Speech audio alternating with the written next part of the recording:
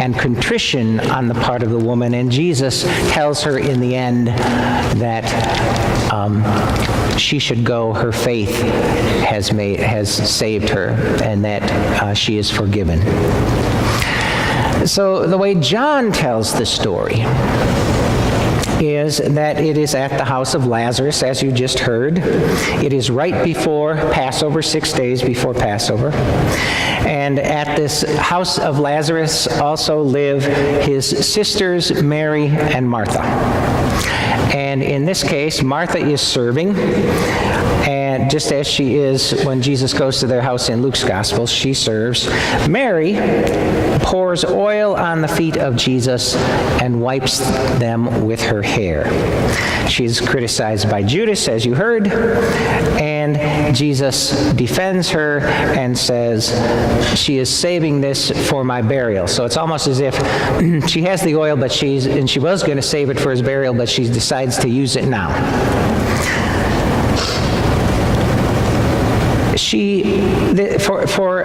This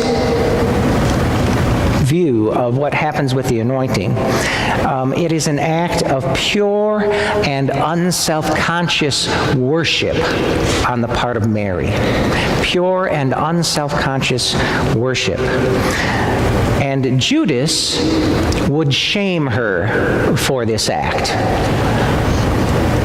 And he says something that would be corrosive between the relationship between Mary and Jesus. Why? She shouldn't be doing this. She should have done that. And Jesus defends her again against the shame. And then we have inside of the story as well this kind of comparison of the motives of Mary and the motives of Judas. Judas, it says, didn't say what he said because he was concerned about the poor.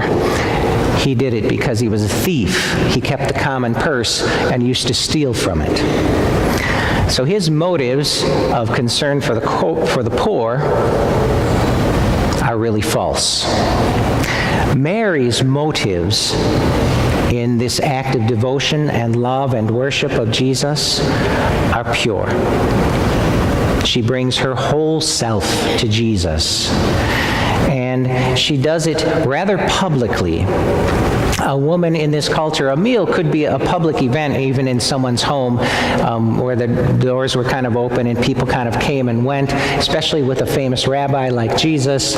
All the disciples are obviously there if Judas is there, and who knows who else who followed Jesus. And so for her to publicly uncover her head and take her hair down and wash Jesus' feet is a pretty daring act, probably, for this culture. We could get a hint of it from the Muslim culture, kind of preserves part of this, where part of the Muslim culture, women always have to keep their heads covered when they go out. The same thing, that's Middle Eastern behavior, and the same pertained in this Middle Eastern scene here. So what Mary is doing is, as I say, unself-consciously devoting herself to Jesus, which raises the question for you and me. Do we create a space for ourselves and for others for unself-conscious worship of Jesus? Do we bring our whole selves the way that Mary is bringing her whole self to Jesus? She doesn't bring just one part of herself. She brings her mind, but also her body to Jesus in worship. And she brings along her soul in that her motives are pure. So, if you read my e-letter that I sent out late Friday, you know that I talked about bringing body and soul and not just mind to worship. When we bring only our minds to worship, here's what I think happens. If you bring your mind and forget to make your body active in worship, what will happen is you'll be sitting there and you'll be saying, man, these pews are hard. uncomfortable. And you'll be saying, when you're standing, oh, my feet are getting so tired. Do we have to stand up again? When you don't bring your body with your mind, your body starts to distract you in worship. Or if you bring your mind, but you don't bring your soul to worship, that will show up in things like marking time. Is he ever going to be done with this sermon? Is this service going to be over in an hour like it's supposed to be? That's when we don't bring our souls to church, because we get all caught up in timeliness and performance. That we also get caught up when we don't bring our souls in performance. Did the pastor do well today? Was the sermon good? How about the musicians? Was the choir good? Did they sing well? Did the musician play okay? How about that person who was the reader? Did they read well? When we don't bring our soul, we begin to treat worship like it is a performance. And if you are part of it, you become extremely self-conscious. The pastor knows, and it's like, well, I hope I'm doing a good job. I'm doing this for the applause, or the worship, or the musicians. I'm doing this so people say, good job. Not a reason to be leading worship. Or if you're the reader or the usher or the elder, you're very afraid of doing something that will make you look foolish. That's worship where we don't bring our souls. But if we bring our bodies and our minds and our souls, we can be unself-conscious in the way that Mary is unself-conscious in her worship, because we're not worried. Do you think Mary is worried about what people are thinking of her as she carries this act out? Doesn't seem like it to me. She does not seem to be worried about what somebody is thinking of her as she devotes herself in worship of Jesus. And that is the atmosphere that when we bring our minds and our bodies and our souls, that is the atmosphere we begin to create in worship. And it makes it a welcoming space. It makes it a space where I truly worship rather than worrying about my performance in worship.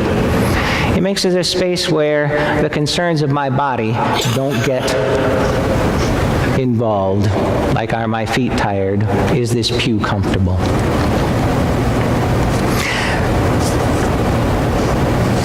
And I have noted that the folks from some of our friends from the mental health community model this for us. At the 8 o'clock service, at the 8:30 service,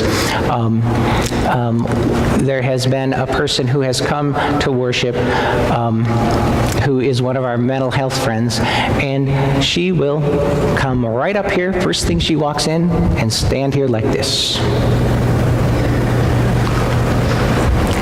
Unselfconsciously, not afraid what the pastor's going to think of her that she did that, or anybody else.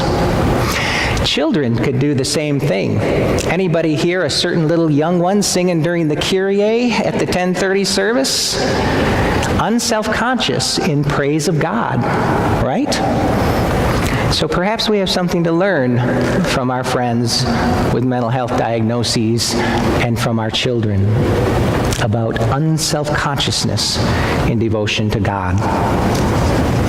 So I thought about things. I want to go over just a few things. You remember last fall I talked about doing the stewardship hokey pokey, where you put your whole self in terms of making a commitment stewardship-wise to the Lord? What about the liturgical hokey pokey, where you put your whole self in worship? Now, I'm not saying you have to do this. I'm not saying you even should do this unless you think it will be helpful for you.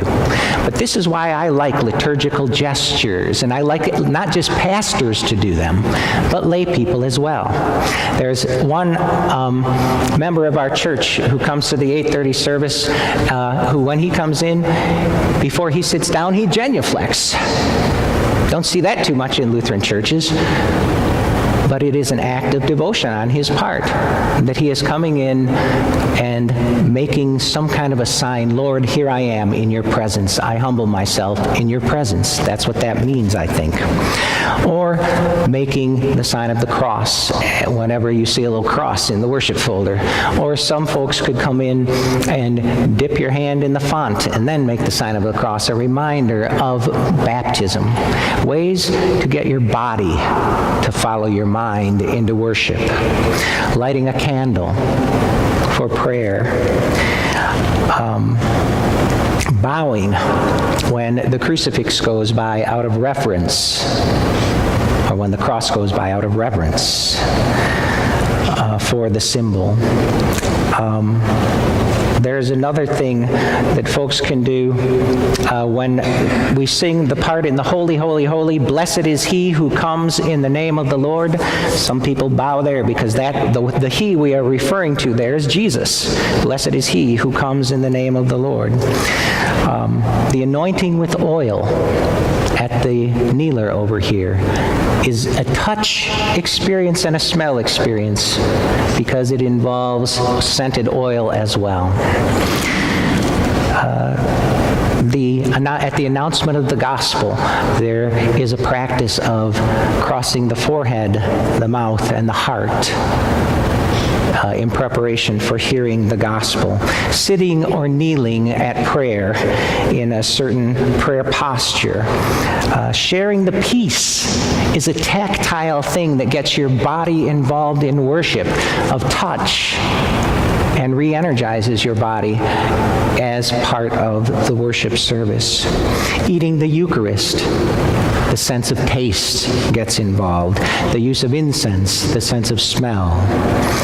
In all of these ways, these are practices that, like Mary, who doesn't just bring some words to Jesus, but she brings some oil that scents the entire house, and she brings her pure motives of worship so that she is not distracted by anything or anyone around her as she comes to devote herself to Jesus.